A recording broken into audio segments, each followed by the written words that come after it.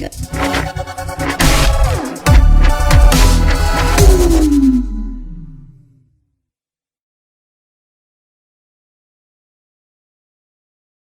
everybody, it's Benny One, and I'm back at you with another Star Trek movie review, and we're moving on to Star Trek II: The Wrath of Khan, everybody, that's right. Probably the best Star Trek movie to date, still. And this movie sees the return of all of our main characters and all of our actors from the first movie, the TV show.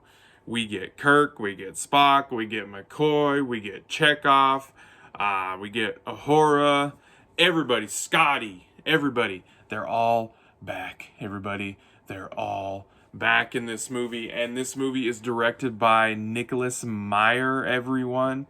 Phenomenal job directing this movie. And this movie also sees the return of probably one of the biggest villains that the original cast dealt with in the TV show, and that is Khan, everybody, because this picks up years after an episode in the original TV show where Khan tried to take over the Enterprise, and they sent him and his remaining enhanced human beings down to a planet to live out their lives where they would not disturb anybody, basically. But when this movie picks up, you find out that shit went wrong with that, and Khan has it out for Kirk still. So, in a really bad way. So, and this movie also deals with Kirk aging and becoming older, and he's an admiral now, and he's not a captain anymore, and they really show him not really coming to grips with it, but like struggling with it and not really understanding how to move on from that captain's chair and flying the Enterprise through space and going on missions. Like, he doesn't know what to do with his life, and he can't deal with it at all. They show him struggling with it a lot, actually, in the movie.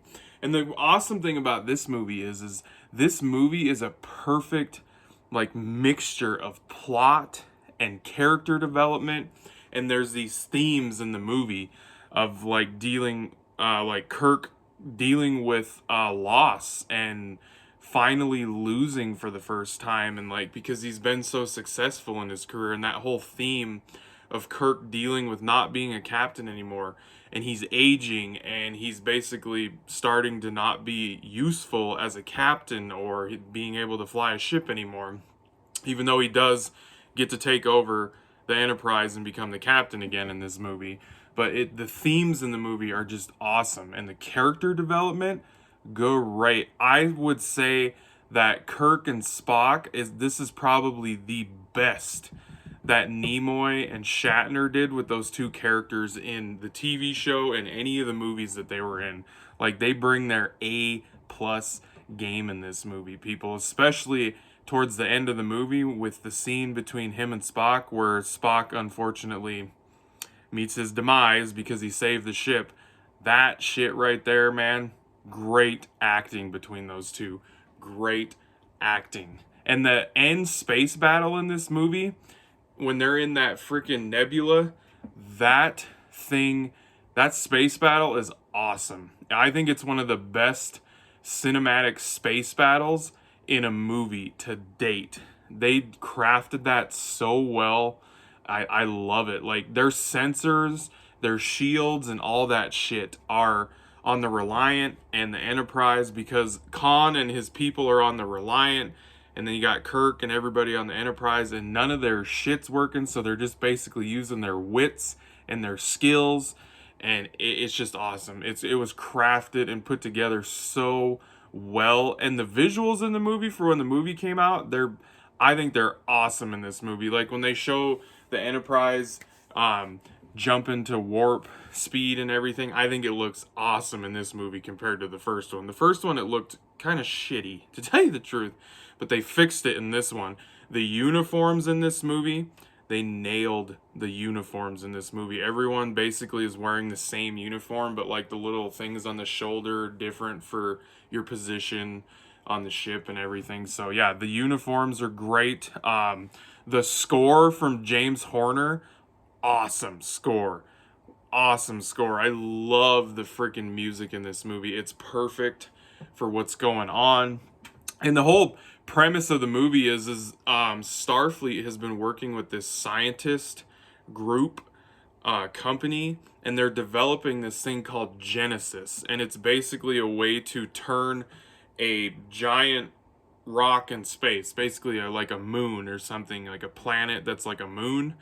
They're gonna shoot this thing at it, Genesis, that they've been developing for years with Starfleet, and they're gonna create a living, breathing planet. And Khan eventually finds out about this, and he goes and he takes Genesis and everything, and that's kind of how him and Kirk end up running into each other. And that scene where they see each other for the first time is intense, very intense. And that's the thing about this movie too, is everything feels earned in this movie, whether it's the loss, the victory, everything, like the character developments, where our characters go, everything in this movie feels earned. Like nothing feels cheap and just shot over your head.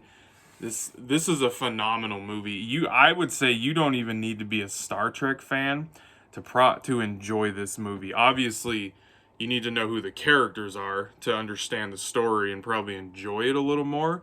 But it's a damn good movie. It's crazy to me that the first movie turned out the way it did, and then this movie turned out the way it did. It's because they're so far apart as far as good and not good. Like it's crazy. The quality in movies, just from the first one to the second one, is insane. Like how great the Wrath of Khan is still to date.